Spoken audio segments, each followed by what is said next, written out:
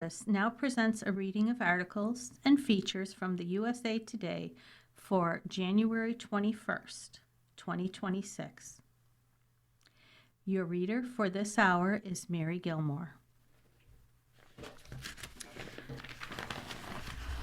ICE is not the first to clash with the public. Border Patrol created mistrust in the early 1990s. Federal immigration agents pulled over a Hispanic high school football coach driving his players to a game and pointed a pistol at his head. They swarmed a high school parking lot to question Hispanic students about their citizenship. When the teens explained that they were U.S. citizens, agents loaded them into a Border Patrol vehicle anyway. Agents plowed their vehicle through the high school's baseball diamond and football fields, and they questioned the school secretary's citizenship on her way home from work. This wasn't Minneapolis, Los Angeles, or Chicago in recent months. It was El Paso, Texas, back in 1992. The Border Patrol at the time was operating with impunity, aggressively going after anyone who looked Hispanic and lived in the neighborhood near the U.S.-Mexico border.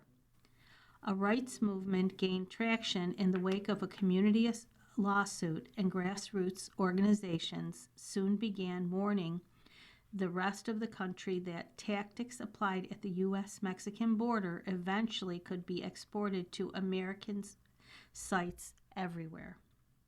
We were saying the border will become the nation, said Fernando Garcia, executive director of the Border Network for Human Rights. And then it happened. Enhanced power in border zones. The 19 million people living in the southwest border zone, which extends 100 miles inland and under constant surveillance, they're at risk of getting in the way of the Border Patrol's high-speed vehicle pursuits, and they're surrounded in all directions by federal highway checkpoints where they must affirm or prove their U.S. citizenship. Cito Negro, 59, originally from the Bronx borough in New York, moved to El Paso as a teenager in the 1980s and quickly learned the exceptions to normal American life on the border. The first time I went through an interior checkpoint, I was like, "What the expletive is this?" he said. He believed until then that Americans are free because we don't have armed, uniformed paramilitary officers roaming around to verify my identity and my ability to move around. But in the border zone, by law, federal agents can push the limits of the 4th and 14th Amendments in ways they cannot in the country's interior. The 4th Amendment protects against unreasonable searches. The 14th guarantees equal protection under the law, regardless of race. What's less known is that the 100-mile zone doesn't just include border cities and towns like San Diego, Tucson in Arizona, or El Paso and Brownsville in Texas. It stretches 100 miles inland from every coast and along the northern border to include Los Angeles, Seattle, Chicago, Boston, New York, Miami, New Orleans, and Houston. It includes more than 200 million people, nearly two-thirds of the nation's population. Within that sprawling zone, much of it rarely enforced as a border until now. U.S. Customs and Border Protection officers and agents can board public transportation, set up checkpoints, and question people about their immigration status without a warrant or probable cause, according to the Southern Border Communities Coalition. American Civil Liberties Union affiliates are challenging these actions in Washington, D.C., Chicago, and Minneapolis, which are more than 250 miles from the Canadian border. Despite the distances and the agency's documented history of rights abuses, the executive branch, backed by the courts, has fortified Border Patrol with extra constitutional powers, Garcia said. Now Border Patrol, trained at the U.S.-Mexican border, is the one leading immigration enforcement agency in other areas of the nation, he said. Immigration enforcers, two different agencies. U.S. Immigration and Customs Enforcement has emerged as the brand name enforcer of President Donald Trump's mass deportation campaign. ICE Watch groups in Minneapolis and other major cities track immigration enforcers' movements. Protesters chant slogans calling for ICE's abolition. Hollywood stars are sporting ICE out pins on red carpets. But in social media videos and photographs of violent encounters, including in Minneapolis, it's often agents wearing Border Patrol patches conducting the enforcement. CBP is the nation's largest law enforcement agency with more than 25,000 customs officers and more than 19,000 Border Patrol agents. ICE, the agency tasked with conducting immigration enforcement in the nation's interior, was small by comparison, with roughly 6,000 deportation agents before a recent hiring spree. Historically, ICE targeted immigrants who had committed serious crimes, surveilling and quietly arresting them. In Los Angeles, Chicago, New Orleans, and Minneapolis, Border Patrol Commander-at-Large Gregory Bovino has directed enforcement operations aided by an elite El Paso, Texas-based Border Patrol force known as BORTAC, BORTAC.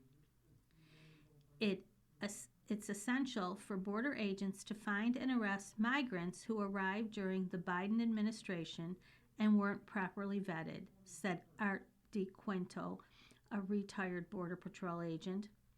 I can't say it's a great look when all these individuals are heavily armed and camouflaged in the city streets, he said, but they're there for the ineptitude of the last administration. In a post on social media site X, the Department of Homeland Security, which oversees both ICE and the Border Patrol, said, Operation Metro Surge in Minneapolis has so far led to the arrest of 2,500 alleged murderers, fraudsters, predators, and gang members. The DHS declined a USA Today request for a breakdown of Border Patrol agents and ICE officers among the roughly 3,000 federal agents deployed to Minneapolis. Regardless of who's doing the enforcement, immigration agents deployed to interior cities are creating more problems than they're solving, said Minneapolis Council member Jason Heves. You have our immigrant neighbors driving to work, shaking as they are holding their wheel and praying to God that they are going to make it to work and then make it back home, Chavez said. On January 15th, the ACLU sued the Border Patrol, its commanders, and other federal agencies, alleging a startling pattern of abuse in Minneapolis that includes violently stopping and arresting countless Minnesotans based on nothing more than their race and perceived ethnicity. Minnesota also sued the DHS to stop the ongoing immigration enforcement, describing it as a federal invasion. On January 14th, a federal judge declined to issue a temporary restraining order to halt the operations. The Minnesota Star-Tribune's next day front page headline could have been torn out of an old El Paso newspaper. Citizens sue seek ruling to rein in agents' tactics. Border Patrol's actions didn't make the community safer. El Pasoans won relief in that 1992 lawsuit, and it opened the door to better communication and cooperation between the community and Border Patrol. The judge recognized the boundaries that were being pushed, said U.S. Representative Veronica Escobar, Democrat, Texas. The way Border Patrol was acting during the era created a chilling effect in the community, and it didn't make the community safer. It created mistrust. El Paso shares an urban border with Ciudad Juarez, Mexico, and Bowie High School, the center of the 1990s enforcement controversy, overlooks the borderline. Today, the city is more than 80% Hispanic and votes majority Democrat, but Trump gained traction in the last election. It's a region of contradictions, where immigration enforcement is militarized, but Border Patrol agents coach the local soccer team, where a majority of residents can trace their roots to Mexico, including border agents themselves, where racial profiling is an uncomfortable reality of daily life for many by agents who are also Hispanic.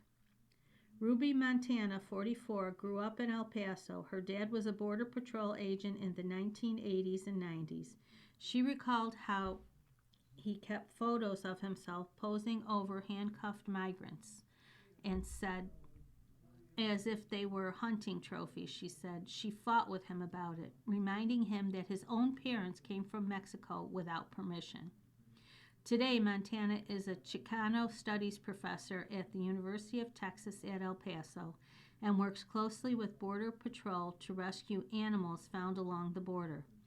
She sees the two faces of the agency, the institutional biases that can lead to heavy-handed enforcement, but also the individuals who call her for help with abandoned animals. People will say Border Patrol is just following the laws, she said. Technically, people here illegally are breaking the law, a misdemeanor, and agents are following their orders. Slavery was the law of the land. Hiding Jews from Nazis was breaking the law. A lot of people are conflating laws with morals. After the 1992 lawsuit, Garcia's Border Network for Human Rights became the conduit for an engagement model that included regular roundtables with Border Patrol leaders and led to a sharp reduction in complaints about the agency's tactics. That cooperation has largely ended under Trump, Garcia said. There was a successful story in the past, he said. Now the relationship is in limbo.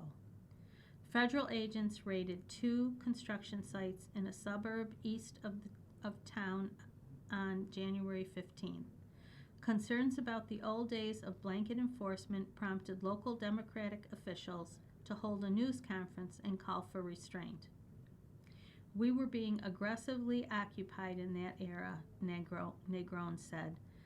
The federal government heard the community and realized it was wrong. Now they're doing this in the rest of the country. He added, Americans should not get used to living in these conditions. Not so fast. Nobel Prize isn't transferable. Rules say gift to Trump doesn't change recipient. Article by Kate Perez. While President Donald Trump might have the medal in hand, the 2025 Nobel Peace Prize awarded to Venezuelan opposition leader Maria Corina Machado cannot be redistributed to him, the Nobel Foundation said in a statement following Machado's move to present the president with the award at their January 15th meeting at the White House. Machado's decision to give Trump the award does not change the recipient of the prize, the Nobel Foundation said in a statement on January 16th. The Nobel Foundation aims to safeguard the dignity of the Nobel Prizes and their administration and uphold Alfred Nobel's will and its stipulations, the statement said. The prizes shall be awarded to those who have conferred the greatest benefit to humankind, and it specifies who has the right to award each respective prize, the statement reads. A prize can therefore not, even symbolically, be passed on or further distributed. Machado was granted the award in October 2025. Trump openly lobbied to be awarded the 2025 Nobel Peace Prize, but the honor was instead given to Machado for her efforts to advance democracy in Venezuela, the Nobel Committee said when she won, including in the face of ever-expanding authoritarianism in Venezuela, the Nobel Prize outreach website states. Machado was blocked in 2024 from running in Venezuela's presidential election by the regime of President Nicolas Maduro and instead supported the opposition's alternate candidate, Edmundo González Urrutia. Maduro and González both declared victory in the July 2024 presidential election, but many foreign leaders, including Trump, have questioned or rejected the legitimacy of Maduro's win over Gonzales. You are listening to a reading of today's issue of the USA Today on the Niagara Frontier Radio Reading Service. The time is 15 minutes after the hour. In the time since the awards, Maduro was captured by U.S. forces alongside his wife, Celia Flores, on January 3rd and faces narco-trafficking and corruption charges. Delcy Rodriguez, the country's vice president under Maduro, has sworn in as Venezuela's new interim president. Rodriguez has said she wants to collaborate with the U.S. administration, and Trump has praised the interim president for her cooperation as the United States begins to sell Venezuelan oil. Some see Machado's gifting of the Peace Prize as an attempt to earn Trump's support going forward as Venezuela continues through its leadership change. Machado also dedicated the prize to Trump after she initially won it in October. Still, the Nobel Foundation and Institute maintain that the award and honor cannot be reassigned.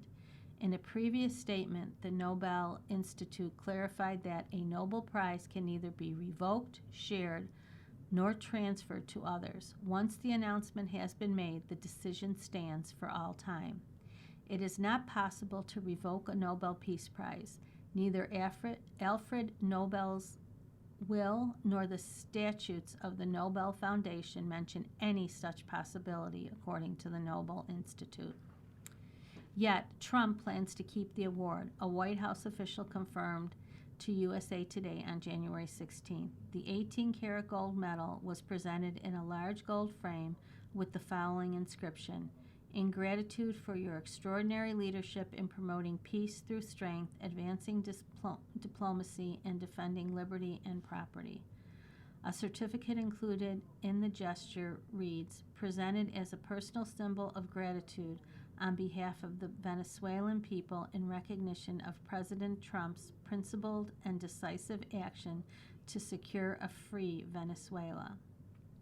During the presentation of the award, Machado recounted how Marquis de Lafayette, the French officer who joined the Continental Army under George Washington in the American Revolutionary War, had handed a medal with the image of Washington, the first U.S. president, to Venezuelan military officer Simón Bolívar, who fought against Spain in 1825. 200 years in history, the people of Bolivar are giving back to the heir of Washington a medal, she said. In this case, the medal of the Nobel Peace Prize as recognition for his unique commitment with our freedom. The picture has the caption. It has President Trump holding the framed award with Maria Corina Machado. It says, President Trump meets with Venezuelan opposition leader Maria Corina Machado, who gave Trump her Nobel Peace Prize, but the Nobel Foundation said the prize cannot be passed on. Trump's pressure on Fed is tested. High Court will consider board members' firing. And this is by Maureen Grope. As the Supreme Court is deciding whether President Donald Trump's sweeping tariffs are legal, the justices are set to take up his other major attempt to assert unprecedented control over the U.S. economy. Although it's not unheard of for presidents to pressure the Federal Reserve over monetary policy, Trump is the first president to try to remove a member of the central bank's board. The court's consideration of whether Trump can bounce Lisa Cook from the 7-member board comes as the political and financial worlds are still reeling from the revelation that the Justice Department is investigating whether to bring criminal charges against Federal Reserve Chairman Jerome Powell. This is a case that's about much more than Cook, says Lev Menand, a law professor at Columbia University and former Treasury Department official. We can think about Cook's removal as seeking a roadmap from the court for how to potentially remove other governors, including Jerome Powell. Trump is upset that the Fed hasn't lowered interest rates as fast as he wants. If I had the help of the Fed, it would be easier, Trump said January 13th in a speech to the Detroit Economic Club that included a swipe at Powell. That jerk will be gone soon. Lower interest rates could boost the economy, increase employment, and make the federal debt less expensive. That would help Trump politically in this year's midterm elections. Polls show voters are unhappy with his handling of the economy. But the Fed has taken a more cautious approach to lowering rates because short-term economic gains can jeopardize long-term economic stability, leading to persistently higher inflation.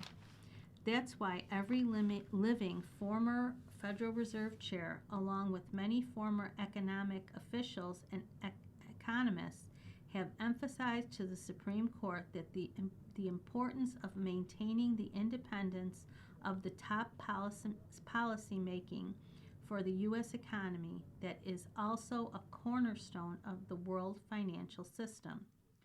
The Fed's ability to fight inflation is directly related not only to its actual insulation from short-term political pressures, but also to the public's perception of its independence. Former Fed chairs Janet Yellen, Ben Bernanke, and Alan Greenspan and others wrote in a filing supporting Cook. The U.S. Chamber of Commerce likewise called the independence of the Fed essential for a strong economy and financial stability. The Trump administration has countered that the perceived benefits of an independent Fed is a policy argument, and the only question before the Supreme Court is whether the president's attempt to remove Cook fouled the law. High Court has signaled support for central bank's independence. The court, despite its 6-3 conservative majority, has already signaled it may be skeptical of Trump's legal arguments. The High Court didn't immediately weigh in on the lower court's decision to let Cook stay at the Fed while she fights Trump's attempt to fire her. Instead, it delayed a ruling until after the oral arguments January 21st. The court has allowed Trump to temporarily remove leaders at other independent agencies before their cases were fully litigated. And in a decision in May about removing members of the Merit Systems Protection Board and the National Labor Relations Board, the court went out of its way to portray the Fed as a different type of agency from those it has indicated should be directly under a president's control. The Federal Reserve is a uniquely structured, quasi-private entity that falls in the distinct historical tradition of the first and second banks of the United States, the opinion said. The administration's investigation into whether Powell misled Congress about a building renovation project at the Fed's headquarters could stiffen the justices' collective spine in Cook's case. It creates a context that will undermine Trump's arguments by suggesting his overall goal is taking control of the Fed, not fighting out whether Cook committed a removable offense, said Menand, the Columbia University law professor.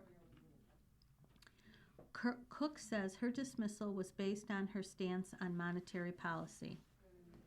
The president has accused Cook of making false statements on mortgage applications before she began her 14-year term in 2023. Cook hasn't been charged with the crime and wasn't given a chance to respond formally to Trump's claim on social media that she declared more than one home as her primary residence in an effort to get a more favorable interest rate for a second home. The law allows a Fed member to be removed for cause, but does not elaborate on what would qualify as a cause or specify a procedure for proving that someone has committed a disqualifying act. Cook, who vigorously contests that she committed mortgage fraud, argues that the allegation is a pretext to fire her for her stance on monetary policy. Her lawyers also said unproven allegations about mortgage papers Cook signed before joining the Fed aren't a good enough reason to get rid of her under the for-cause removal protection created by Congress to keep the Fed free from political pressure. Congress did not mean for the nation's monetary policy to turn on that game of find and alleged crime, they wrote in the filing. Trump downplays concerns about agencies' independence. The Justice Department argues that because the law creating for-cause protections doesn't spell out how that should work, the president, not the courts, gets to decide when there is sufficient cause. Allowing Cook to remain at the Fed while she fights the allegations undermines public confidence in the central bank, the Justice Department said. The American people should not have their interest rates determined by someone who made misrepresentations material to her mortgage rates that appear to have been grossly negligent at best and fraudulent at worst, the department wrote in a filing. Trump, in an interview with Reuters, dismissed concerns that eroding the Fed's independence could undermine the value of the U.S. dollar and worsen inflation. A president should have something to say about Fed policy, Trump told Reuters. I have a lot of money with business, so I think I have a better understanding of it than too late Jerome Powell. Trump honors MLK Day dream. Critics note differences in his proclamation. President Donald Trump recognized January 19th as Martin Luther King Jr. Day through an official proclamation calling on Americans to recommit themselves to Dr. King's dream after facing criticism from several civil rights groups earlier in the day. As president, I am steadfastly committed to ensuring that our country will always be guided by the same principles that Dr. King defended throughout his life and to upholding the timeless truth that our rights are not granted by government but endowed by Almighty God, Trump said in the proclamation.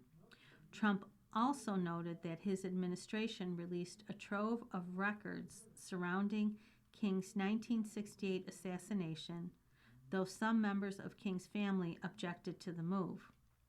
Trump's message differs from previous presidential proclamations marking the holiday, which focused largely on working as a nation to continue to fight for racial justice. Trump's proclamation avoids talking about imbalances in how Black people are treated in America. Today, we honor the brave men and women who remain steadfast in their commitment to the law, order, liberty, and justice for all, Trump said. We renew our resolve to honor our heritage, reclaim our freedom, and recommit to the truth that America is, was, and forever will be a great nation. Trump's 2026 proclamation came at the end of a day after criticism from groups such as the NAACP that he had not recognized the holiday. Before the proclamation was released, National President Derek Johnson said in a statement that Donald Trump has zero interest in uniting this country or recognizing its history and diversity.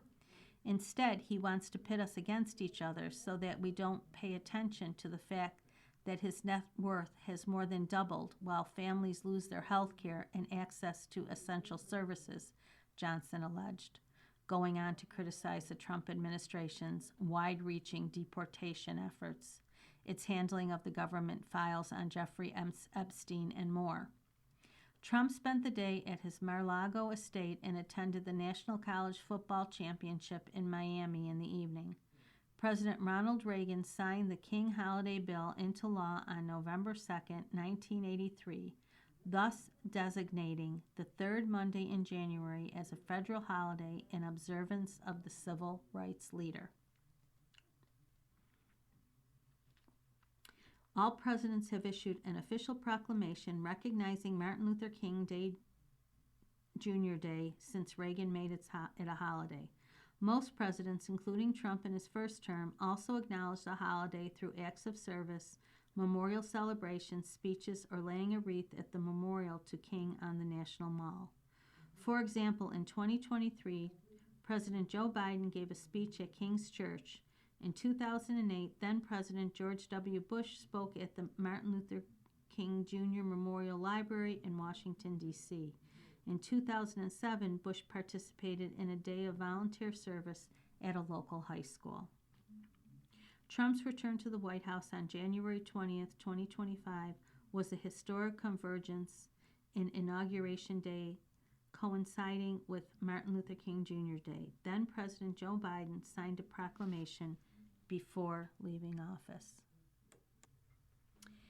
You're listening to a reading of today's issue of USA Today on the Niagara Frontier Radio Reading Service. The time is 30 minutes after the hour. We'll go on to the money part of the USA Today. Let's see. 7-year car loans grow in popularity. Many consumers faced financial strain in 2025. The article is written by Charles Singh. The average car loan length is close to 6 years, according to American personal finance company NerdWallet. In those 6 years, drivers can rack up over $10,000 in interest costs. What's more, a growing share of Americans are taking on exceptionally high car payments, with new data from Edmunds showing record number of buyers committing to monthly notes of $1,000 or more. In the fourth quarter of 2025, 20.3% of new car shoppers agreed to monthly payments topping $1,000, the highest share ever recorded according to the auto research firm. The figure is up from 19.1% in the previous quarter and continues a steady climb driven by elevated vehicle prices and persistently high borrowing costs. The trend isn't limited to the new car market. Used vehicle buyers also set a record, with 6.3% taking on payments above $1,000 a month. That's up from 6.1% in the third quarter of 2025 and well above levels seen a year earlier. Edmunds analysts said the milestone underscores the financial strain many customers faced throughout 2025 as they stretched loan terms, financed larger amounts, and absorbed higher interest rates to secure a vehicle in a still expensive market. Some lenders offer car loans of up to 96 months. The major difference between loan terms is the amount of interest accrued over time. Larger loans also rack up larger interest payments. A 9% APR on a car loan of just $35,000 can accrue a total interest cost of $12,302, according to NerdWallet. The average new vehicle price is closer to $50,000 than $35,000. Downside of 84-month car loans. Lengthier car loans are allowing buyers to afford new cars despite rising prices. Not every American car buyer is fully aware of just how much extra money they're going to pay to satisfy the loan's terms. For example, the 2026 Toyota RAV4 has a starting price of $31,900 before any taxes, fees, and additional costs. If a driver puts 20% down on the 2026 RAV4 or $6,380, they'll need an auto loan of at least $25,520 to fully cover the cost of the new small SUV. The average new car auto loan rate is 6.51% for drivers with a credit score between 661 and 780. A 48-month auto loan on $25,520 with a 6.51% APR works out to $1,661.35 in annual interest, not including additional taxes and fees. A driver that secured a loan with these terms would rack up $6,645.40 in interest by the time it was paid off, bringing the cost of financing the 2026 Toyota RAV4 to $38,545. An 84-month loan with the same 6.5% APR works out to a whopping $11,629.45 in total interest cost by the time the car is paid off. That's an interest cost difference of $4,983.95 for 3 more years of loan payments without adding the actual cost of the vehicle itself. An 84-month auto loan would bring the total price of financing the 2026 Toyota RAV4 to $43,529, which is wildly different from the starting manufacturer's suggested retail price, or MSRP. New cars loans versus used car loans in 2026. Between rising new car costs, sky-high new average monthly payments, and drivers opting for longer loan terms, it isn't an ideal time to buy a brand new car without a serious plan. On the other hand, average auto loan rates for used cars are much higher than for new cars, according to the U.S. News and World Report. Should car buyers go for a new vehicle or purchase a pre-owned model? Ultimately, interest rates and lengthy loan terms can force drivers to pay thousands of dollars over the vehicle's purchase price on both new and used vehicles. As for value for the money, used cars still have an edge over new cars. Significantly more used cars than new cars are sold each year, said consumer review and news site Consumer Affairs. New vehicles depreciate quickly, losing a percentage of their value and making most models more affordable for consumers. Calculating total interest costs before entering an auto loan agreement can save thousands of dollars. Now we can find out how to make our car last. It says experts offer tips on how to make a car last 300,000 miles. A vehicle's lifespan depends on a multitude of factors. Some of them are things you can manage, and some may be out of your control. But if you do what you can to maintain your vehicle properly, you can prolong the lifespan of your car. Taking care of the engine, fuel tank, battery, and using the best quality products on your car will help it last much longer, maybe even to 300,000 miles if you do things right. Use good quality gas. A common thing most car owners overlook is gas quality. While the average driver may opt for the cheapest fuel prices, they should be going for the best quality gas instead. Brands such as Shell, Chevron, Exxon, BP, and Mobil use high-quality additives in their fuel. Not only do they fill your gas tank, but they also help clean some components of your fuel system. Adding a bottle of fuel system cleaner to your gas tank around the same time you get an oil change will help too. Always use good quality oil and oil filters. Just like with gas, you should be using the best quality synthetic motor oil for your car.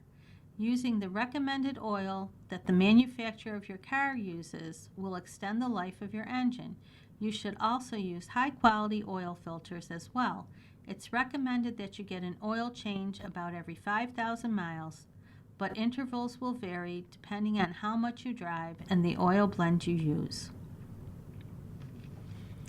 Take care of other fluids. You have to make sure to keep up with other fluids in your car. Taking care of your transmission fluid and changing it every few years before you notice issues with it is best for longevity. Keep the coolant reservoir filled to the proper levels to make sure the engine runs at optimal temperature. Don't forget to make sure your washer fluid is filled up in case you need to spray and wipe your windshield. Check your engine air filter. This air filter allows your engine to breathe. It blocks contaminants and filters them so only clean air will go into your engine. After blocking all of this buildup, these filters will get dirty and need to be changed. It's best to change engine filters every 12,000 miles according to AutoZone. Check all warning lights. Over a car's lifespan, there will be warning lights on the dashboard trying to catch your attention. No matter how big or small the warning may be, you still need to find a solution. Buying your own onboard diagnostics 2 or OBD2 scanner can help you diagnose the codes from your car before a problem gets too severe. Many auto parts stores also offer this service for free. If you find an issue you can't fix yourself, take it to a mechanic you trust. Keep your tires in good shape. Cars can't move without tires. Make sure they are filled to the manufacturer's recommended pressures. This information can be found on a label on the driver's side door jamb. Make sure you get them rotated every 4,000 to 8,000 miles so they wear more evenly and cause less stress to your suspension. Maintain the battery. Keeping the battery charged to its proper voltage is crucial to starting the engine. If you plan to keep the car parked for an extended period of time, consider using a battery tender. Make sure you know the age of your battery, as it will degrade over time. If your battery is a few years old, consider getting it tested to make sure the voltage is at optimal levels. You can get this done at a dealership or an auto parts store. Keep your car clean. Cleaning your car inside and out is a sign that you care about your vehicle. Washing and drying the exterior will help keep the paint clean and remove the contaminants that can cause rust. Keeping the interior clean is just as important. Spraying and cleaning the interior surface will remove stains and prevent unpleasant smells. There is no point in keeping a car for hundreds of thousands of miles if it's dirty on the inside. Look out for recalls. Many vehicles get recalled by manufacturers due to defects that may be found on the vehicle. No matter the severity of the recall, it's never a bad idea to at least get it checked out. Even cars that have been on the road for many years still could be affected. To see whether your car has been recalled, you can type in your license plate number or VIN on https://www.nhtsa.gov/recalls. Don't crash. There is a common saying in sports that the best ability is availability. This can be applied to cars as well. You can do everything right when it comes to car maintenance, but in the unfortunate event of a car accident, it could be all for naught. Sometimes unexpected collisions can happen, and there is nothing you can do about it. Focusing on what you can control and driving safely and responsibly can be just as valuable as many forms of maintenance to extend your car's lifespan.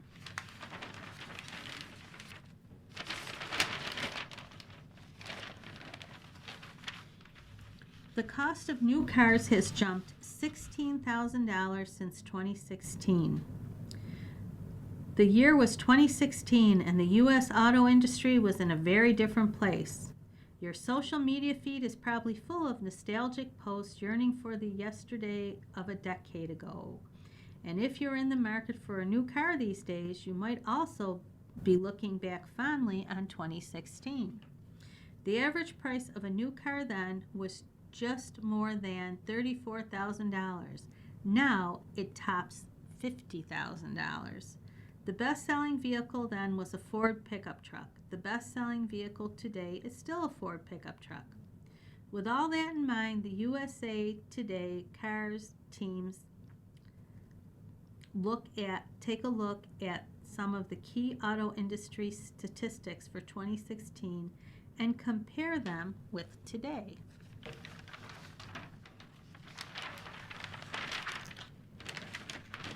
What was the average car price in 2016? The average new car price in January 2016 was $34,112 according to the Kelley Blue Book. These were the average price for some of the top manufacturers of the time. Volkswagen, $38,901. General Motors, $38,597. Ford, $36,328. Fiat Chrysler, $34,504. Toyota was $31,617. Nissan was $27,880. Honda was $27,759. And Hyundai Kia was $25,451. What were the best-selling cars in 2016? The best-selling vehicle in 2016 was the Ford F-Series pickup, according to Cars.com website. You're listening to a reading of today's issue of USA Today on the Niagara Frontier Radio Reading Service. The time is 45 minutes after the hour. Here's the top 10 bestsellers for 2016. Ford F-Series, Chevrolet Silverado, Ram pickup, Toyota Camry, Toyota Corolla, Honda Civic, Honda CR-V, Toyota RAV4, Honda Accord, and the Nissan Rogue. Where are we now? Car shoppers paid a record average of $50,326 for new cars in December 2025, according to the Kelley Blue Book. The average December price for new cars was up 0.8% over November's average of $49,814, according to the group. The best-selling car in 2025 was still the Ford F-Series, with 828,832 vehicles sold. The average price of a 3-year-old used car in the third quarter of 2025 was $31,067, according to Edmunds. The average used car in 2016 was $19,189, according to the group. Also in the third quarter of 2025, the average new car payment was $748, and the average payment for a used car was $532, according to Experian. The average new car payment in 2016 was $506, according to the group. Wow, that was kind of a blast from the past. I kind of wish those prices were still in effect.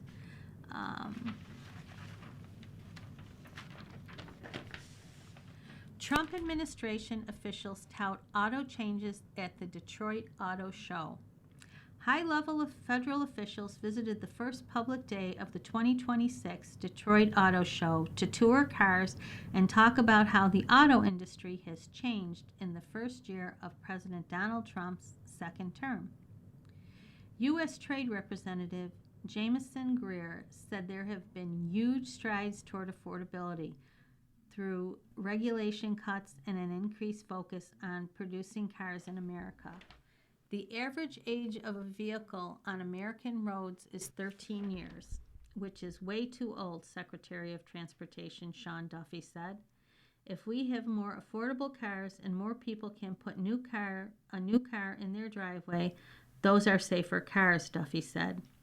That's what we want for American families, and that's why this affordable push is so critical.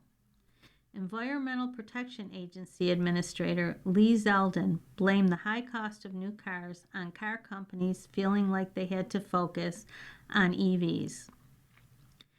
The officials said Trump ending what they call the EV mandate, referring to Biden-era government incentives for companies to create more electronic vehicles, was one of the administration's biggest moves to help the auto industry.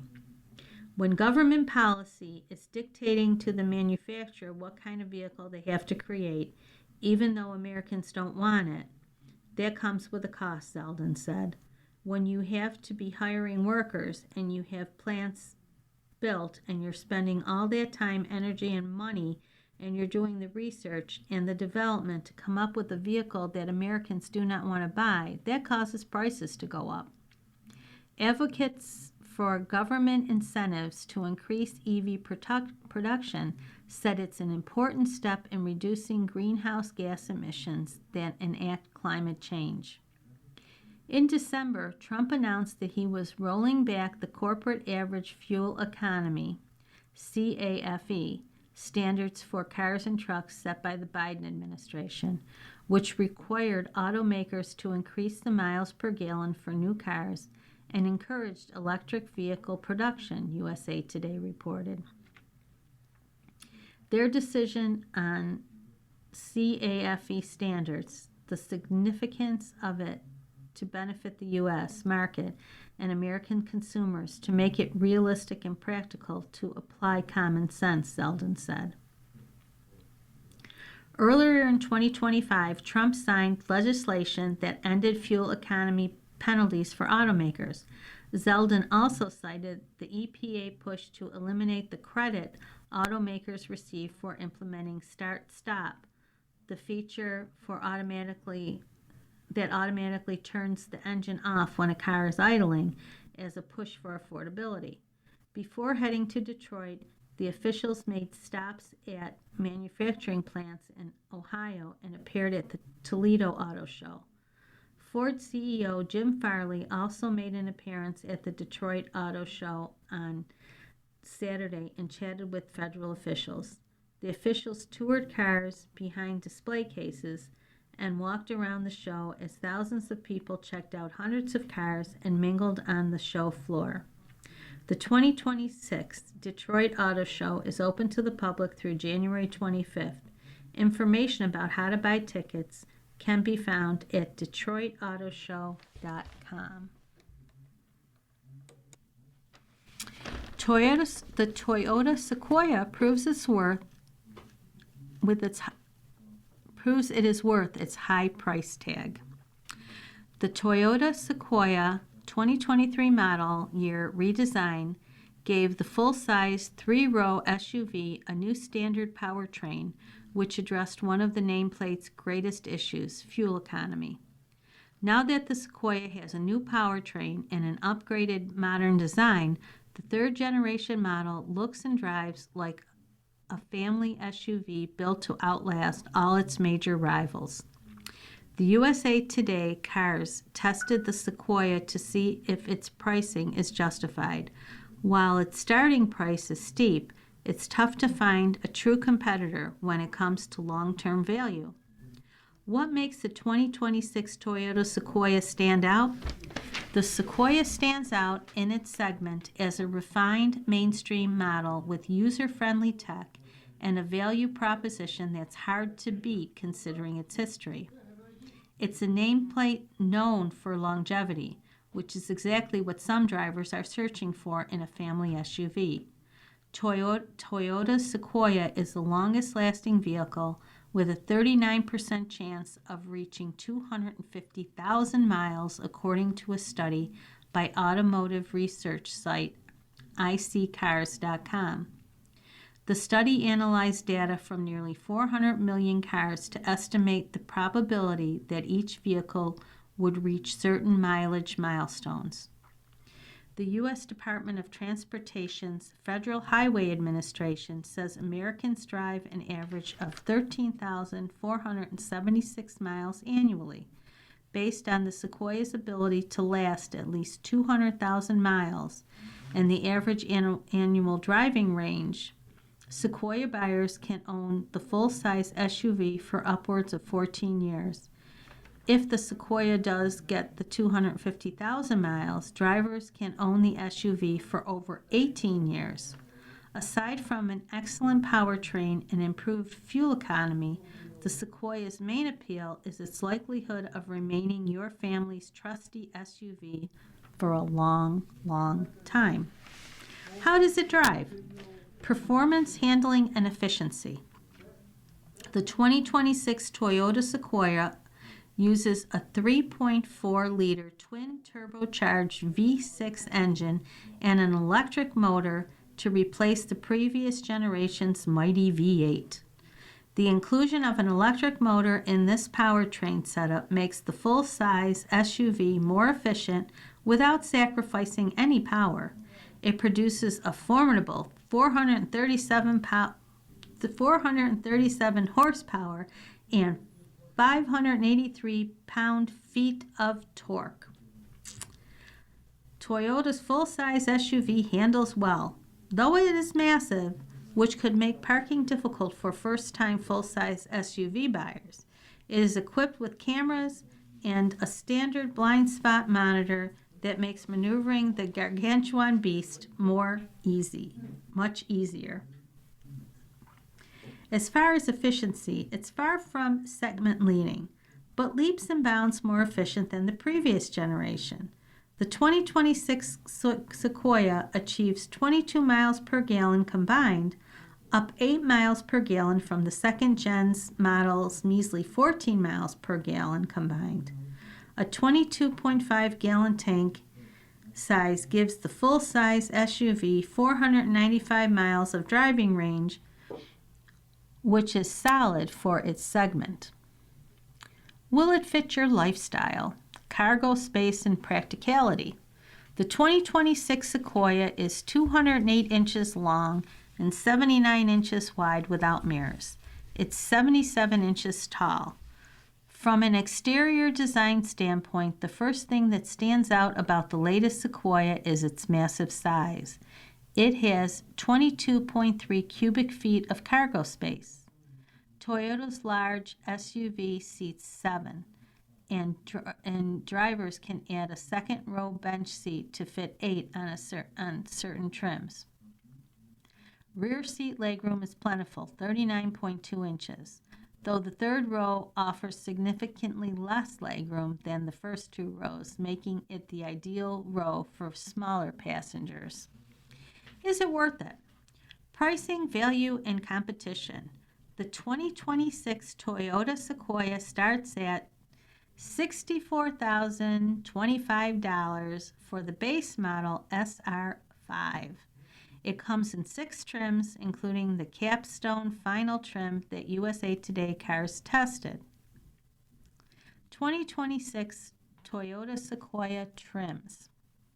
Sequoia SR5 is $64,025. The Sequoia Limited is $69,795. The Sequoia Platinum is $80,035. The Sequoia TRD Pro is $80,765. The Sequoia 1794 edition is $80,850. And the Sequoia Capstone is $84,435. The base model SR5 comes standard with heated power outside mirrors, a smart key system, and heated front seats. It also includes a standard 12.3-inch digital instrument cluster, a leather-wrapped steering wheel, and a panoramic view monitor with cameras.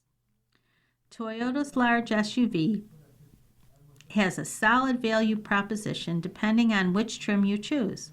The base model is equipped with enough to justify its price tag for drivers interested in long-term ownership. Upper trims are pricey, but offer more tech and creature comforts that could enhance the ownership experience.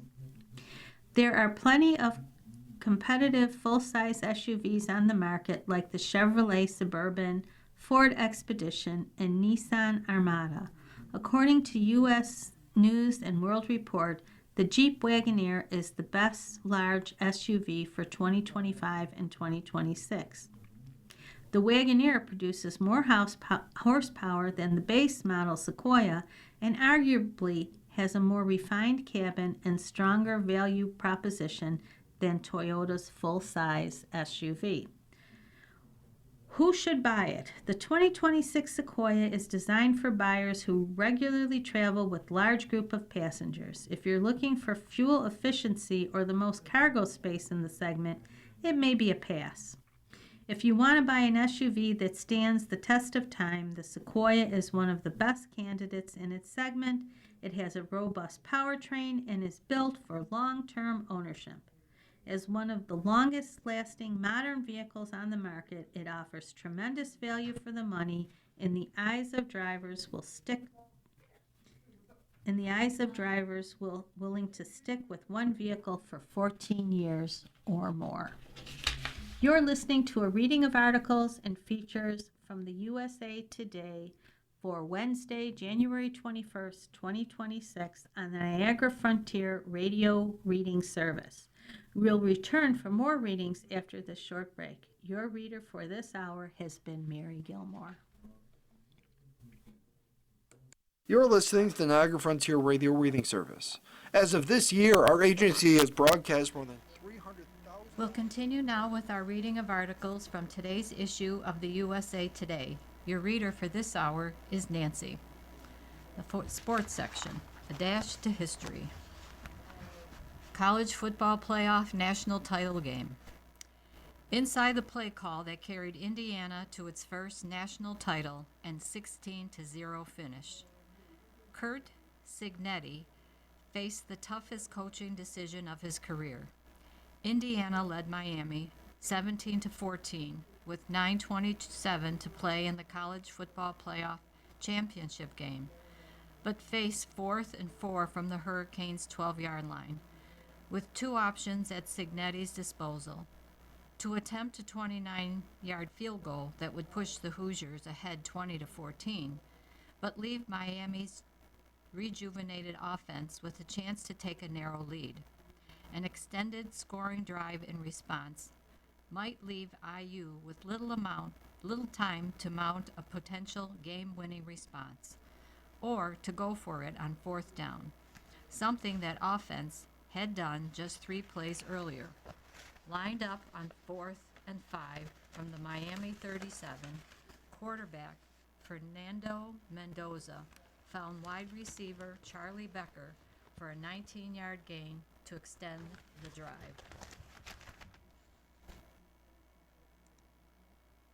At first, the offense stayed on the field after Mendoza's 3rd down pass to receiver E.J. Williams fell incomplete, with about 24 seconds left on the play clock. The offense came off the field, replaced by the field goal unit. So much going on there, said special teams and tight ends coach Grant Kane. What personnel do you want to be in? What do you think they're going to be in? Then Cignetti called timeout. The Hoosiers came to the sideline. I didn't know what we wanted to do, if we wanted to kick it or go for it, said wide receiver Elijah Sarrett. Offensive coordinator Mike Shanahan thought about Cignetti's message to his staff during the pregame meal that afternoon. I want to be aggressive, he said, and I want to play to win. The offense went back on the field. Cignetti called Mendoza's number, handing him a play designed to be a quarterback draw, but with the built-in option to shift into a pass based on the alignment of Miami's defense. I don't think there was any doubt in the coach's mind he was going to go for it, said Kane. He's an offensive guy, and he believes in putting our players in position to make plays. And that's what he did. He put the ball in the Heisman winner's hands and spread them out. While Mendoza could have shifted to a pass and had routes on the outside heading toward the corners of the end zone, he stayed in the original call. In shotgun, he took the snap and took 2 steps back, as if to pass, with his heels landing on the 20-yard line. He then tucked the ball in his left arm, cut back to his right at the line of scrimmage, and crossed the 7-yard line to get the first down. Mendoza bulldozed into 2 would-be Miami tacklers and pulled off a slow-motion spin move 2 yards shy of the goal line. All of a sudden, he has a spin move, a suspect spin move, obviously, tight end Riley Nowakowski said, and leaped. Mendoza turned horizontally, stretched out his arms, and flopped toward the end zone as 3 Miami defenders simultaneously converged, one drilling him in the back as he crossed the plane.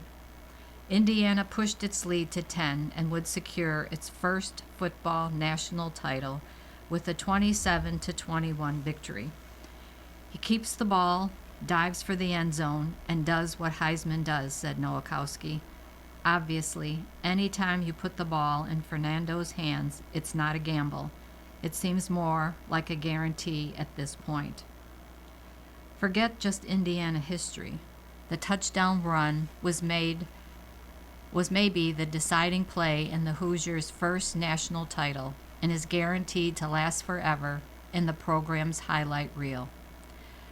Fernando didn't throw a dime, Sarrett said. He ran. He did a great job running. That boy's a dog, and he made a place for us when we needed it. Mendoza's run, put into place by Cignetti's gutsy decision on the play call, shared with Shanahan, stands out as one of the most indelible moments in college football playoff history. Let me tell you, Fernando, Cignetti said. I know he's great in interviews and comes off as the all-American guy, but he has the heart of a lion when it comes to competition. That guy competes like a warrior. This isn't the first time IU has used this play in a key moment.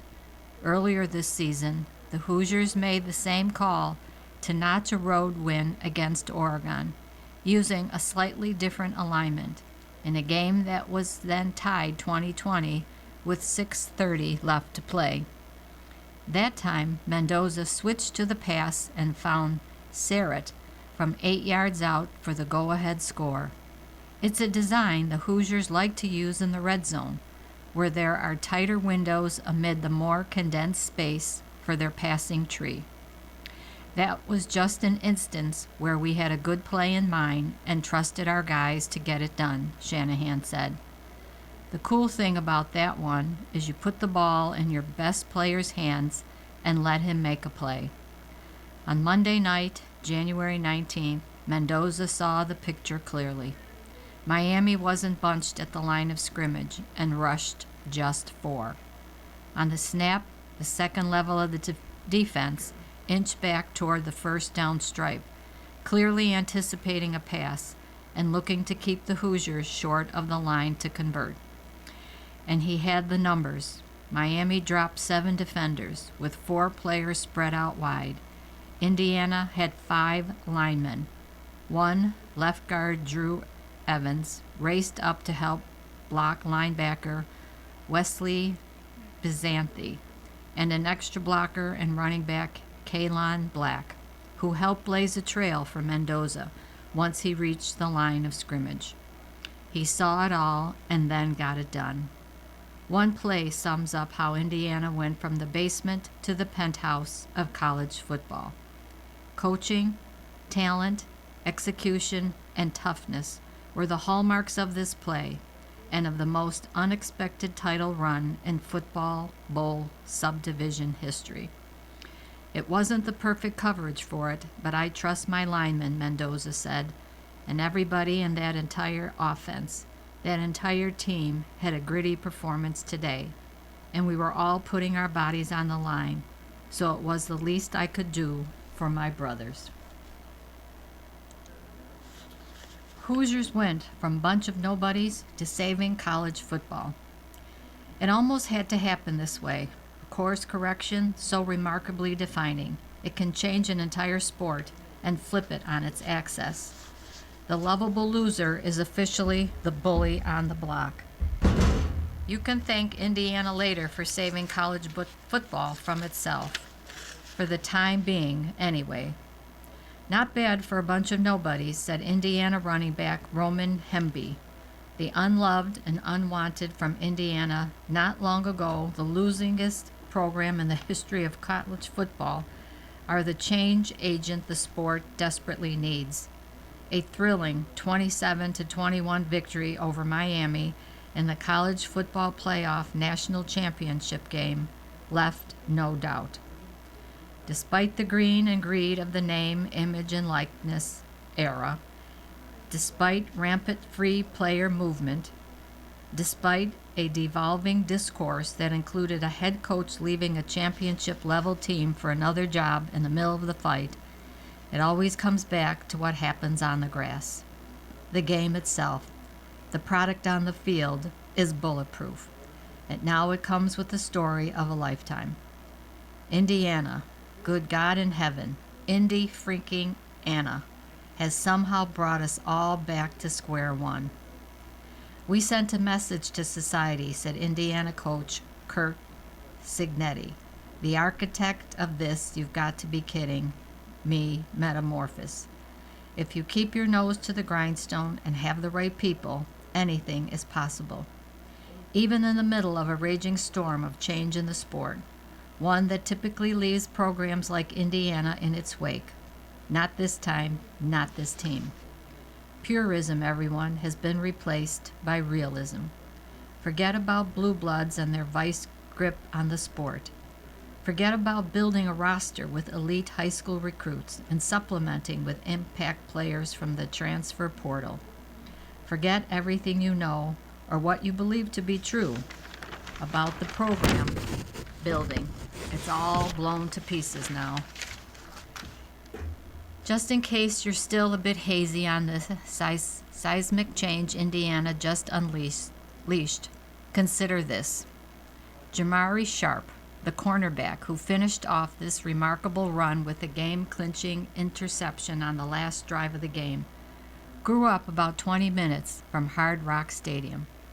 Used to sit in the stands as a kid and bleed orange and green and dreamed about playing for the Hurricanes.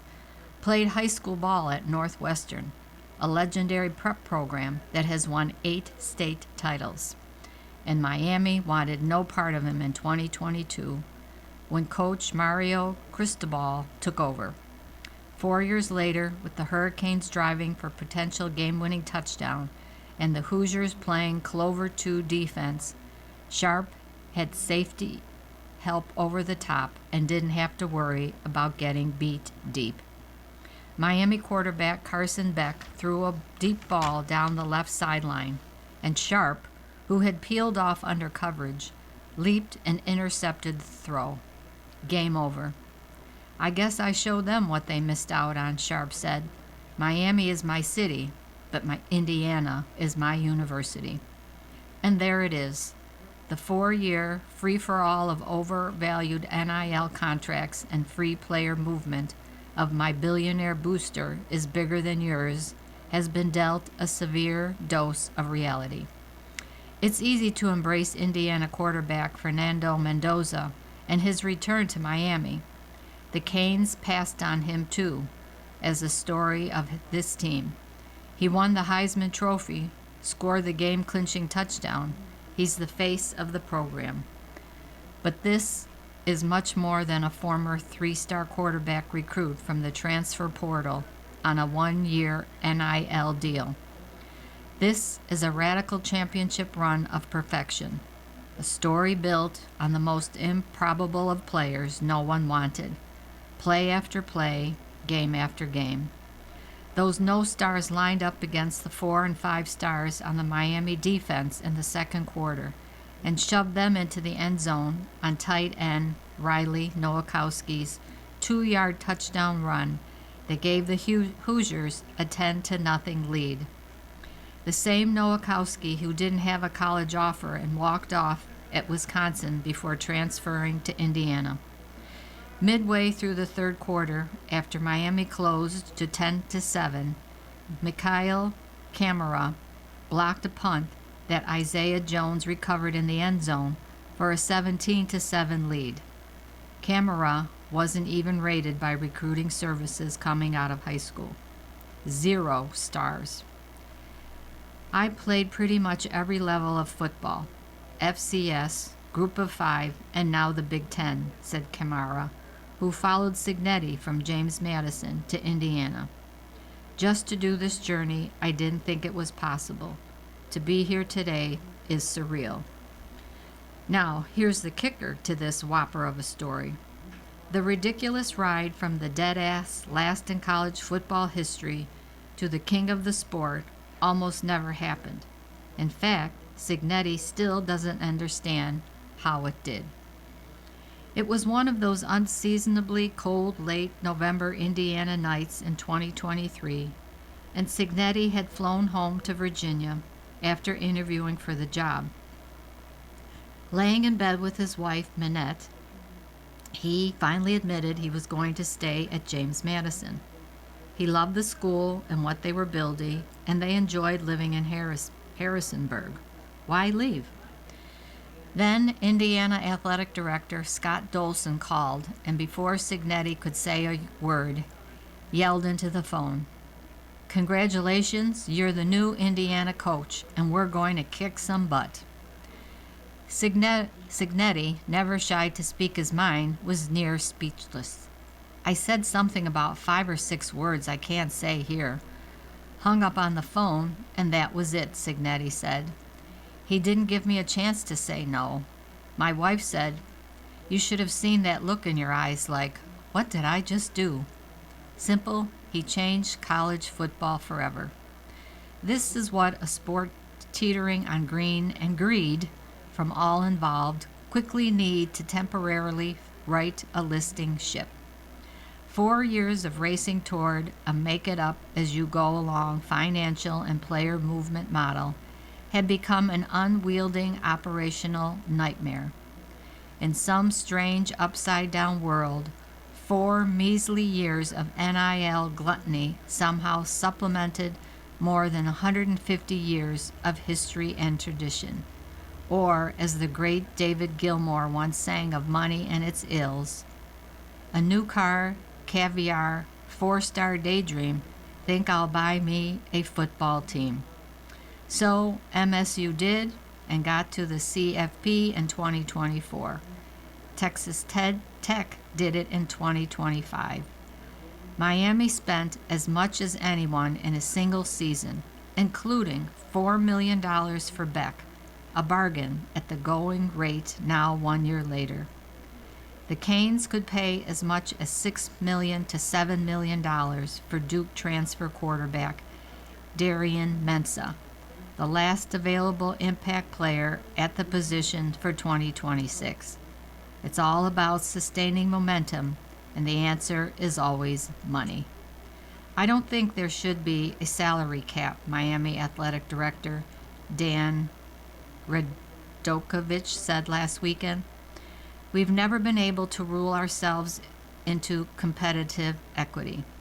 So, Indiana simply ran over everyone with a competitive desire not seen in the sport ever. While Hoosier fans made confetti angels on the field, while they panicked and stuffed the crimson, cream, and gold paper memories in their pockets before the field vacuums arrived, Signetti was talking about a 2-year ride of 27 wins and 29 games. Indiana won a single Big Ten game the season before he arrived, and it's not like he had boosters throwing money at the process. This was hard work, good work, and eventually rewarding work. The answer isn't always money. I would like to say our NIL is nowhere near what people think it is, Signetti said. It didn't need to be for a story of a lifetime. Not bad for a bunch of nobodies. You're listening to a reading of today's issue of USA Today on the Niagara Frontier Radio Reading Service. The time is 20 minutes after the hour.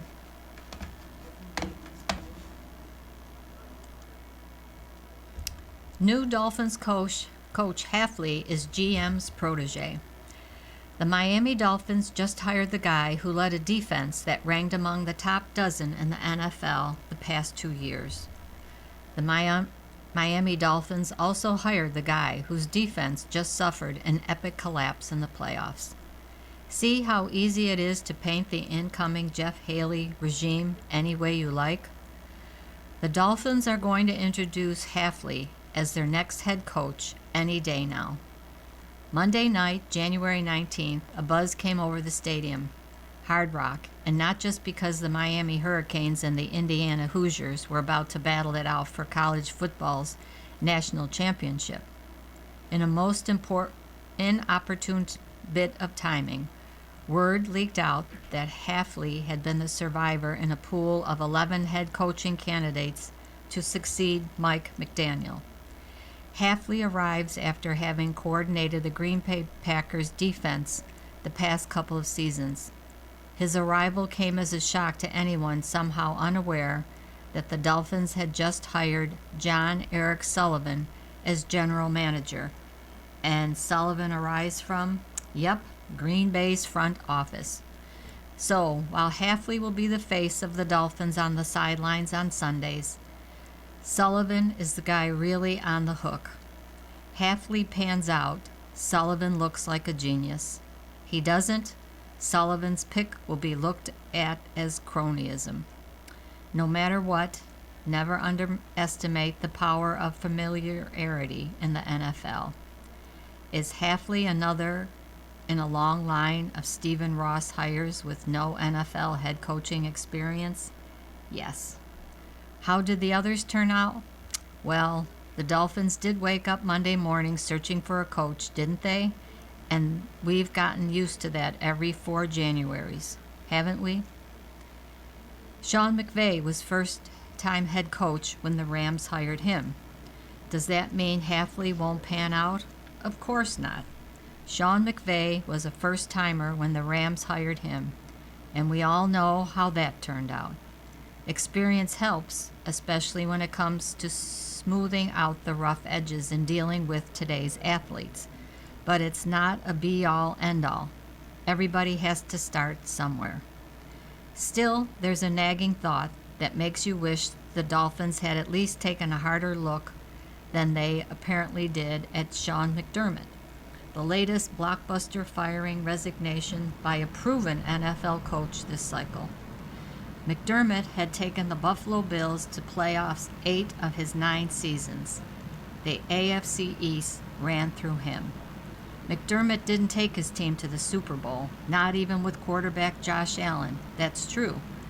But for a Dolphins franchise that struggles to get to the playoffs, let alone hasn't won a playoff game in 25 years, if you offer them 8 playoff trips from 2026 to 2034, the only proper answer should be, sign us up.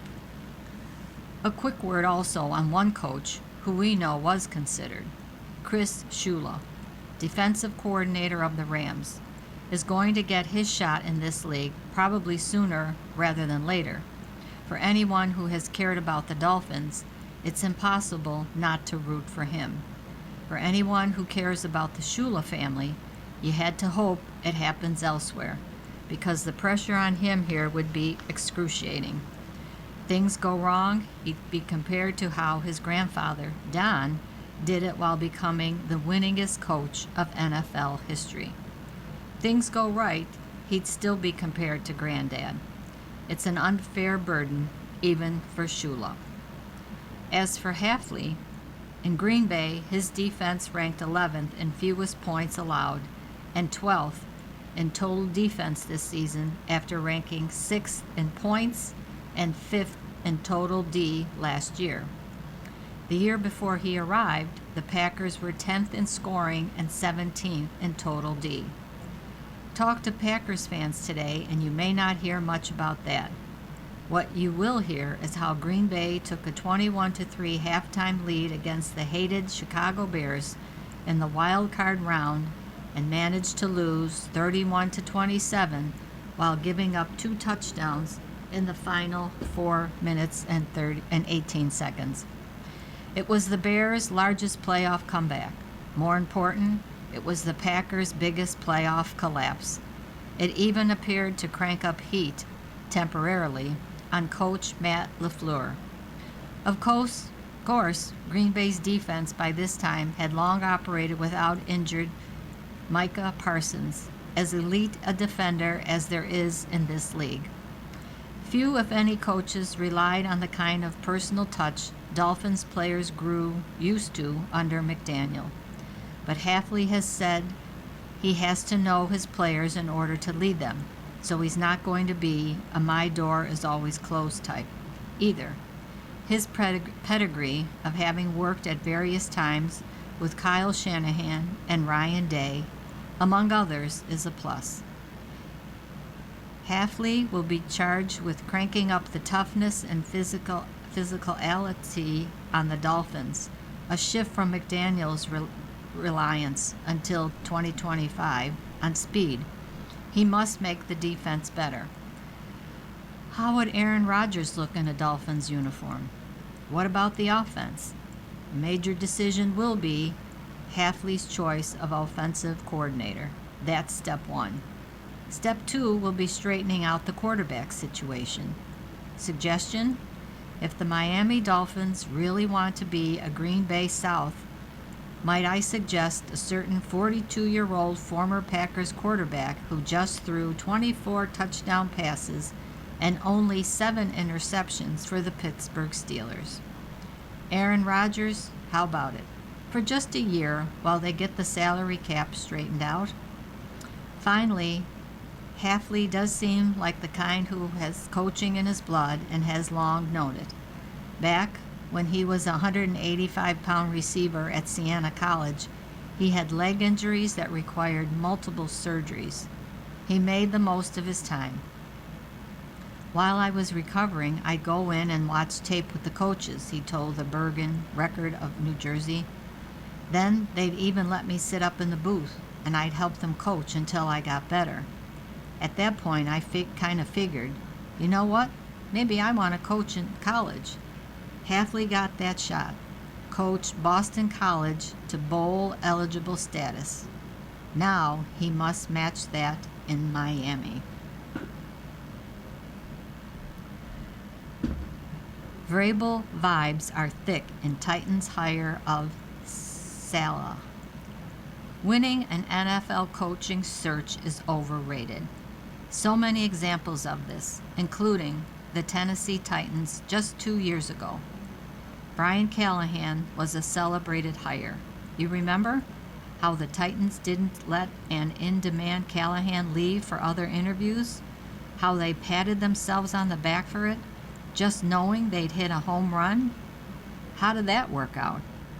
Callahan's inability to make it to the halfway point of his second season is how the Titans ended up back in the carousel so soon, spending the day of college football's 2026 national title game interviewing finalists before finally late-night smoke at St. Thomas Sports Park. Robert Saleh, the former New York Jets coach who was fired during the 2024 season. Last season, San Francisco 49ers defensive coordinator. And while we don't know Saleh well yet, we know this, he's kind of a badass. Saleh carries a resemblance to action stars like Vin Diesel, or maybe The Rock, and I'm not sure either would want to tangle with the new Titans coach, which, when you think on it, sounds a lot like the old Titans coach. No, not the easygoing Callahan. I'm talking about the coach before him, the good one. The one who's actively humiliating Titans ownership by nearing a Super Bowl in his first season reviving the New England Patriots. The Titans clearly were nodding at Mike Vrabel's ghost by pursuing a strong leader like Saleh, who can command the room and hold players accountable while retaining their respect. Saleh has similar tough guy vibes. He got into a heated on-field exchange with Jacksonville Jaguar coach Liam Cohen after a game in September. That delicious AFC South storyline alone would probably double the league's overall interest in the Titans next season. But the real question is going to be whether Saleh can have immediate success like Cohen did in Jacksonville or Vrabel has in New England. We'll see. We'll see his offensive coordinator. We'll see how he relates to quarterback Cam Ward. We'll see, too, how Saleh gets along with general manager Mike Borgonzi, whose pal, Matt Nagy, missed out, finishing second as another reported Titans finalist. The hire could have been Nagy as easily as it was Saleh, but either way, it would have been difficult to argue that the Titans won this search. They didn't, because it felt as if they were competing in the consolation bracket all along, interviewing seemingly half the NFL while destined to choose from a list of coaching retreads. That's what happens when yours isn't a highly coveted job in an abnormally active year of change in the NFL. If the Titans did have a popular job, they wouldn't have been next in line to sit down with John Harbaugh, who went to the New York Giants, Kevin Stefanski, Atlanta Falcons, and Jeff Hafley, the Miami Dolphins, only to have those coaches take jobs elsewhere first. When that's happening and franchises like the Buffalo Bills, Pittsburgh Steelers, and Baltimore Ravens are still looking too, it made sense for the Titans to get this done quickly, even if that meant foregoing the chance to make a run at the top coach suddenly available in this cycle. Sean McDermott of the Bills, 98-50 record as an NFL head coach, is going to be a huge win for somebody. As for the Titans, Saleh went 20-36 in 3+ seasons coaching the Jets, while Nagy was 34-31 with the Bears. Favoritism among Titan fans, or the vocal ones on social media at least, was nonetheless titled towards Saleh instead of Nagy, whose candidacy had long been viewed with skepticism because of his pre-existing friendship with Borgonzi. Saleh is far from a sure thing, but he shouldn't be discounted because he happens to be part of a long line of coaches unable to make it work with the Jets. He could have caught more breaks. The defining moment of his tenure was a cruel and devastating Achilles injury to Aaron Rodgers, 4 offensive snaps into the 2023 season. Without a winning season or playoffs appearance with the Jets for Saleh, though, there's no reason to reflect on his work in New York as reason to feel confident about what's ahead in Nashville. Best thing you can say about Saleh, he appears to be a lot like Vrabel and nothing like Callahan. That's a big reason for Saleh. That's a big reason Saleh got the job, I'm thinking. You're listening to a reading of today's issue of USA Today on the Niagara Frontier Radio Reading Service. The time is 35 minutes after the hour. This is the Life section. Seyfried speaks candidly about religion and making Ann Lee. It's awards season, and Amanda Seyfried has one thing on her mind. I'm anxiously awaiting tacos, says the Mamma Mia star, who was holed up in a Los Angeles hotel room doing interviews for her delightful double bill of Housemaid, in theaters now, and The Testament of Ann Lee, in select theaters now, nationwide January 23rd. The Emmy winner has been on a non-stop run of red carpets and award shows, having earned Best Actress nominations from both the Golden Globes and Critics' Choice Awards for Ann Lee, a singularly hypnotic movie musical about the birth of the Shaker movement in the 1700s. The film traces the life of Lee, who after losing 4 children in infancy, became celibate and created a religious movement based in music and days-long dance rituals. She was regarded as the female Christ by her followers, but accused of witchcraft by outsiders. Seyfried's head-spinning schedule promoting the movie couldn't be more different than 2020, when she navigated awards season almost entirely by Zoom during the pandemic, picking up the Best Supporting Actress Oscar nomination for Mank. There were all these events that seemed like big moments with your peers that I missed out on, recalls Seyfried, 40, who lives on a farm in upstate New York with her husband and 2 kids. But other than that, I was so happy to be able to walk back to my barn and feed my baby. Being home couldn't have been better for me at that point in my life, because my son was only a couple of months old. Even now, she says, I'm dying to get home. I really miss my kids and animals. But being able to celebrate with Ann Lee director Mona Fast-Boyd is really nice.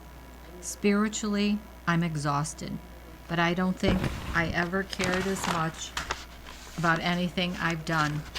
Seyfried reflects on Ann Lee, religion, and more. This interview has been edited and condensed for clarity. Question: What was your way into Anne Lee as a character? How did you come to understand her? Amanda Seyfried. She's so easy to relate to. She operated without judgment and gave space to people around her to be themselves. Also, she had come to the other side of her grief in such a way where she opened up to the light, and I'm so in awe of that. Having not gone through the traumas that she did, I can still relate to the desire to commune with my neighbors and to have a higher purpose. What did you learn about yourself through playing her? My body learned a whole new way of moving. I almost walk differently now. There are a lot of things that have shifted in me. It was so important how she moved, because every thrust of her hand or hip or neck has a story behind it. I just wanted to keep going. We'd all get tired, but why do we dance anyway as human beings? Why do we go to the club or dance at weddings? Because we feel alive and closer to ourselves. How would you describe your relationship with religion growing up? I did not see the value in going to church every Sunday. The sermons were quite boring, but it was fun for me in that time. It was time spent with my grandparents, and there were donuts afterwards. And then when I got to LA, I started suffering from incredible OCD and panic attacks. Instead of going to the doctor or getting a psychiatrist, I started going to church with my boyfriend, who was incredibly religious. I was singing with the chorus, which was always life-affirming for me. I would cry with acceptance and love and warmth, and in a way, I found a home. It was very short-lived because the relationship ended, but it was amazing for the time being. If anything, I'm more toward Buddhism. Mother Nature is my higher power. When I look up at the trees, it's a sanctuary for me. Without harm done, religion is a beautiful thing. Do you see any modern analogs to Anne Lee in today's society? Politicians, leaders, or activists who have that same kind of charisma that inspires devotion? You can't be a president without having to make difficult decisions. Maybe it was just my age, or maybe I was blind. But with Obama, it felt like the country was pretty unified. We had somebody with a lot of blank backbone and compassion. He was just a very decent person. Most of us are capable of being decent, but fear gets in that way.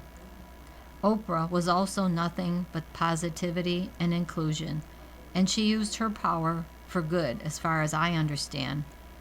I really thought Kamala was going to. I mean, it's hard. Politicians have a tricky job to do. But when I'm really thinking about politics, it's so depressing. You can feel so powerless, but every little thing counts.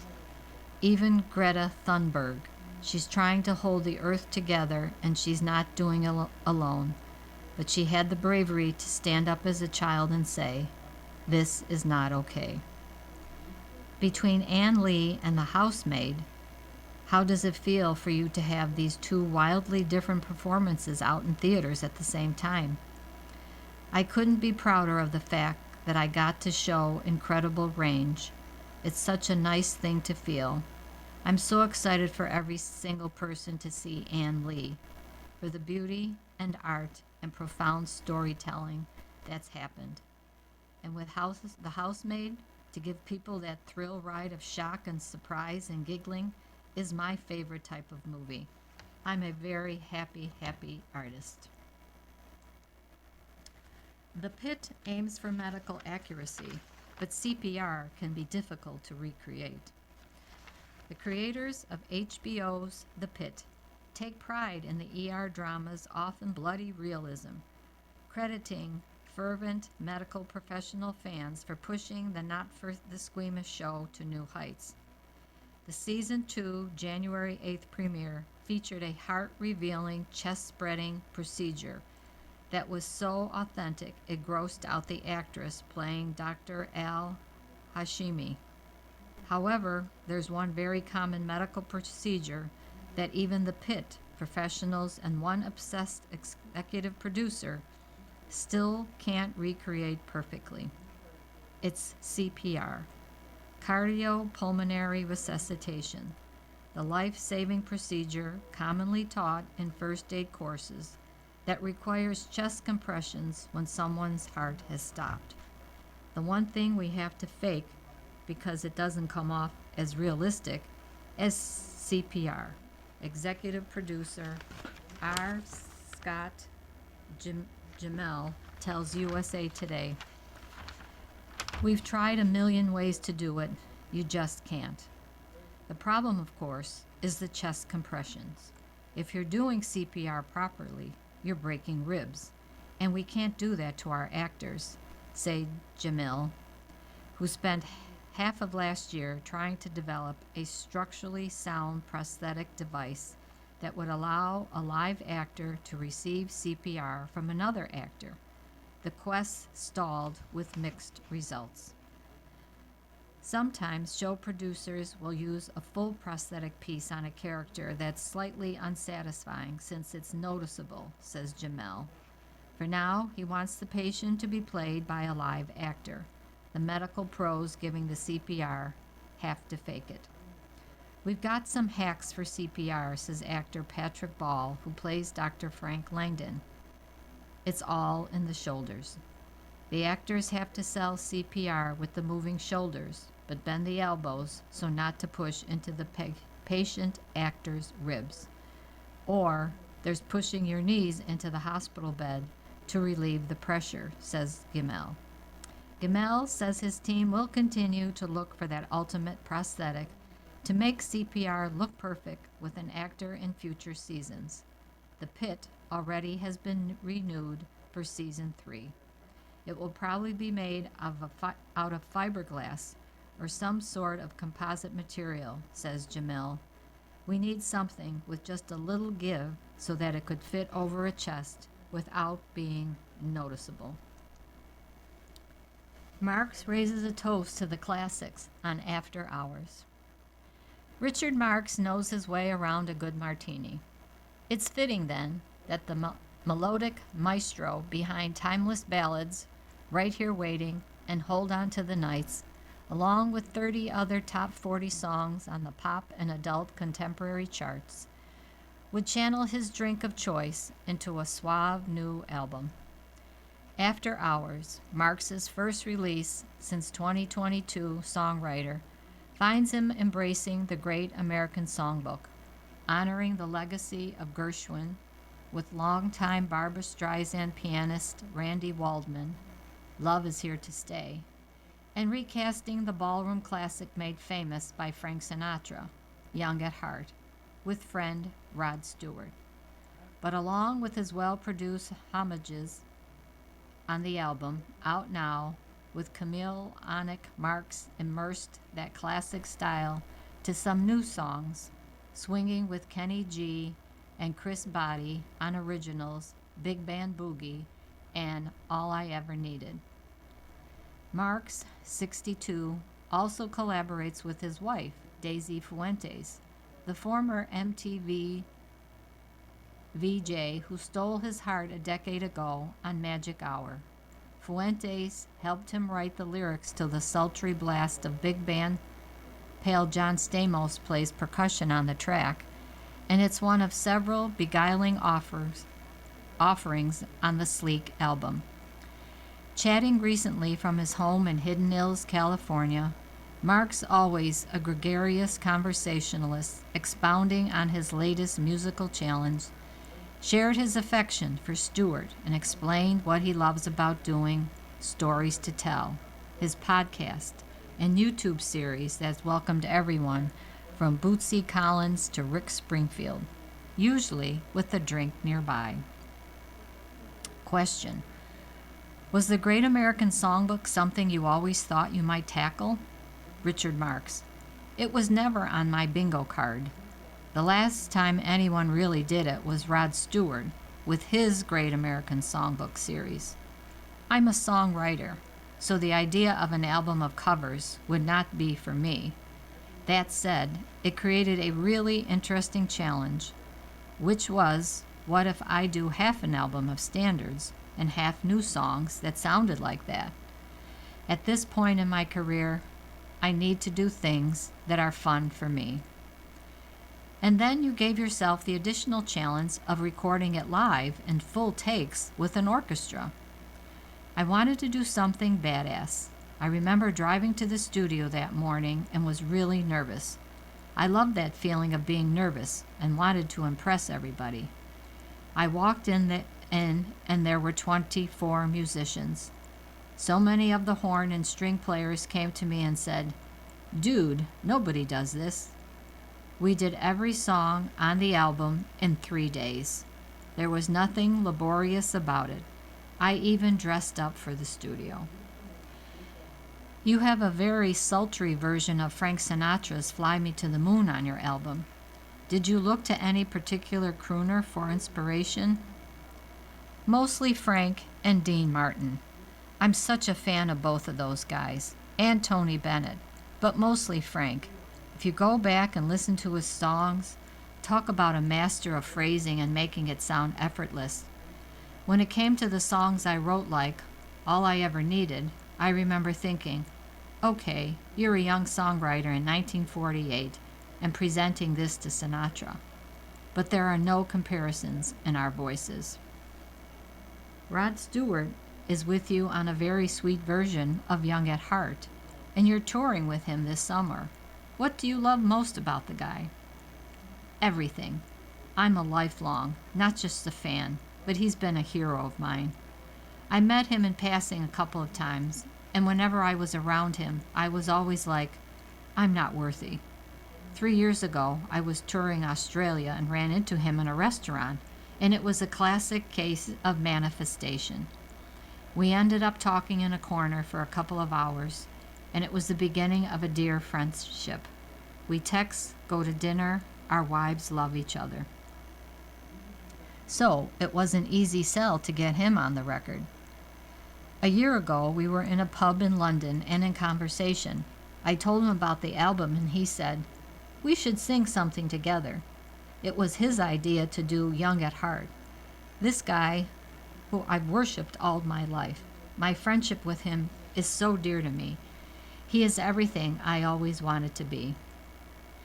You also co-wrote the song Magic Hour with your wife Daisy. What is it like writing with her? We've written a few songs over the years. I always write the music first, and sometimes she'll just talk and I'll form it into a lyric. With Magic Hour, I wrote the music in a matter of minutes. We were in Australia and we went to a beach on the Gold Coast, and I'm humming and she said, seriously, you don't have words for that? At worst, we crack open a bottle of wine and sit over it to come up with the lyrics. You and Daisy had your Tequila Talk podcast, and last year you started Stories to Tell. What do you enjoy most about it? It's at my house, so it's painless. It's over drinks, even though half of my guests are sober, which is a bummer. I have no expectations, but I love having an interesting conversation over a drink. It's a great excuse to get together with people.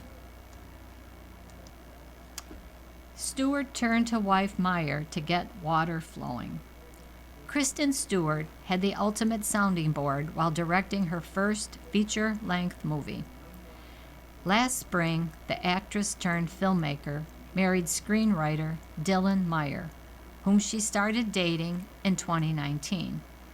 Stewart, 35, says she absolutely turned to her wife for feedback while fine-tuning The Chronology of Water, now in theaters, an abstract portrait of a young woman, Imogen Poots, healing from trauma and addiction. Dylan was one of the only people that had the patience to actually listen to me go on about why things had to be the way they were. And then she would help me express that, Stewart tells USA Today. I don't mean this arrogantly. In fact, I mean this as a put-down, but my mind moves too fast sometimes, and it's too flitty. Dylan's a writer. I mean, she's been writing scripts since she was 9. I've been acting since I was 9. I present to be a fault. It's a strength, she said, but there are certain people in my life that I will take notes from, and it's because they're trying to get to where I'm coming from versus trying to fix it. Meyer, 38, has written comedies including Netflix's XOXO, starring Sarah Hyland, and the coming-of-age film Moxie, directed by Amy Poehler. Next, she's making her directorial debut with The Wrong Girls, starring Stewart. Although Stewart is credited as co-writer on Wikipedia, the Oscar nominee clarifies that she had no hand in Meyers' script. I think maybe in an interview ages ago I said, "Yeah, we're making this movie," Stewart says, "but I'm acting in it and she's directing and writing. She wrote that movie 16 years ago." Between that and chronologically, we both got out our big clogs. The Spencer Stars adds with a laugh. We got married and made our first film we've been writing for a decade. She wrote the blank out of that by herself. It's one of the coolest roles I've ever done. Poots recalls Stewart creating a familiar atmosphere on the chronology set, bringing Meyer and other friends into the fold to exchange ideas. She's a standalone artist and woman in the industry, Poots says of Stewart, whom she met for the first time through Water. I can't believe we didn't know each other beforehand. I don't understand what life was before that, but now we get to have the rest of our time on this planet orbiting each other. Cry for Help tackles libraries, access, and identity. The library is a place for learning and gathering, but like other public spaces, sometimes people do weird things there. Libraries are great community spaces, but the truth of working in a library also is that there are people potentially filming, only fans in the bathroom, or a lot of drug use, says Emily Austin, a Canadian author and former librarian. Austin has seen it all. She still loves the library just the same. Austin, the best-selling Canadian author of Everyone in This Room Will Someday Be Dead, is back with a new literary romp, this time pulling from the strangest and the most wholesome things she's seen as a librarian. Is This a Cry for Help? Out now from Atria, is about Darcy, a librarian who returns to her job after a mental breakdown to find herself embroiled in controversy over book banning and library policy. In the book, one of the story catalysts happens when someone files a complaint that a patron is watching porn in the library. It may surprise readers, as it surprised Austin during her librarian orientation, that in some cases, porn watching by adults is allowed in libraries. Librarians generally have discretion over their policies, and many do permit adult access to lawful online content, such as pornography, such as these two Nevada counties with differing policies.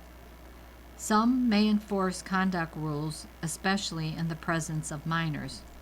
Child pornography, being illegal, is never allowed.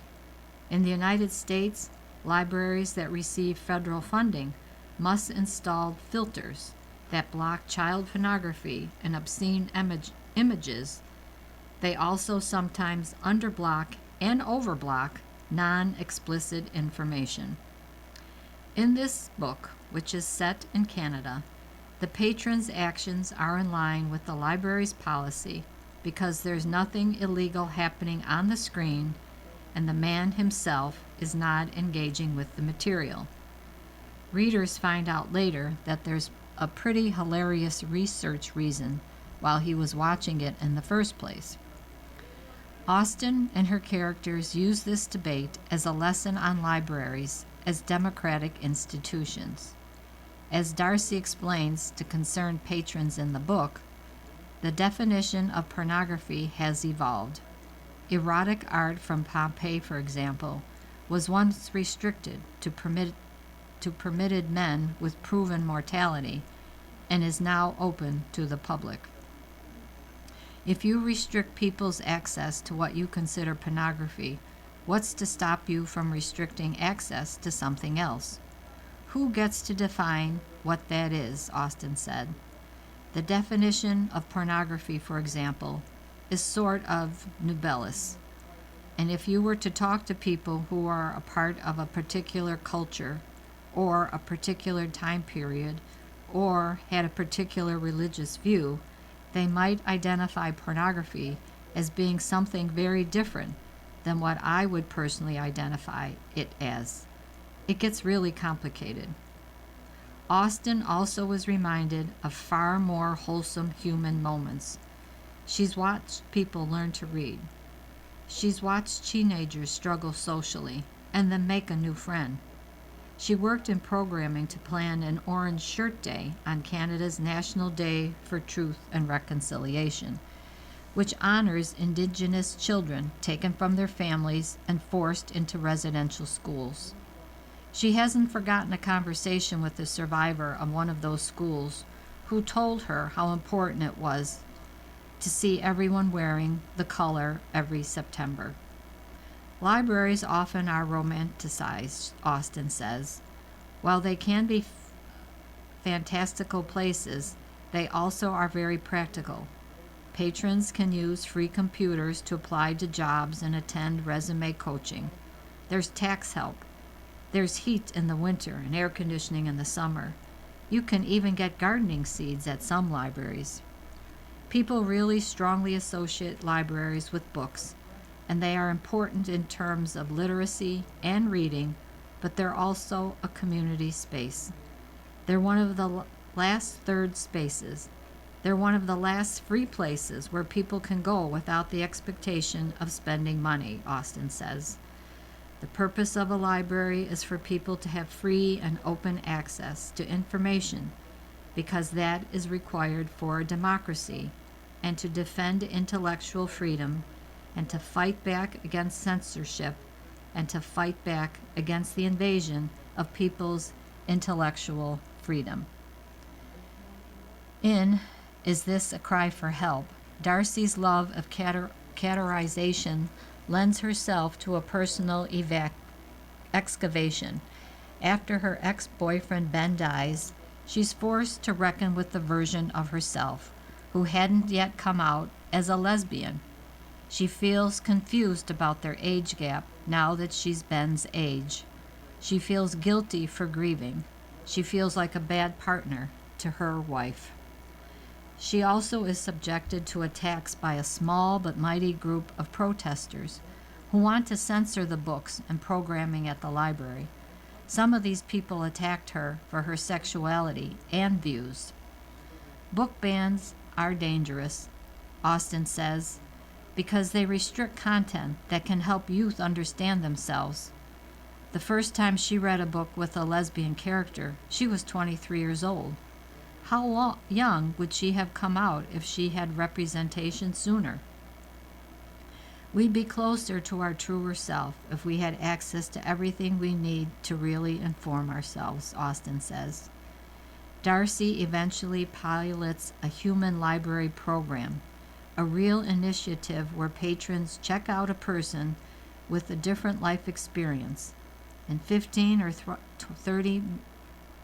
30-minute conversations, participants hear what it's like to be that person and gain an emphatic understanding of a new perspective. In a book teeming with tension from protesters and counter-protesters, it offers a brief moment to connect based on shared humanity. As a former librarian, Austin is concerned about censorship calls from both sides of the aisle. She doesn't want to see any book restricted, even if it contains content that she considers abhorrent. That's a big part of what librarians learn is that you have to defend access to all information, even information that you don't agree with, Austin says. In that first philosophy class I took in grad school, it was one of the first things that my professor talked about. Having access to information that you don't agree with is critical to developing an understanding of what you believe. You've been listening to a reading of the USA Today for Wednesday, January 21st, 2026. We read the USA Today weekdays at noon. For more information, call us at 716-821-55. The following program is intended for listeners who are blind, have low vision,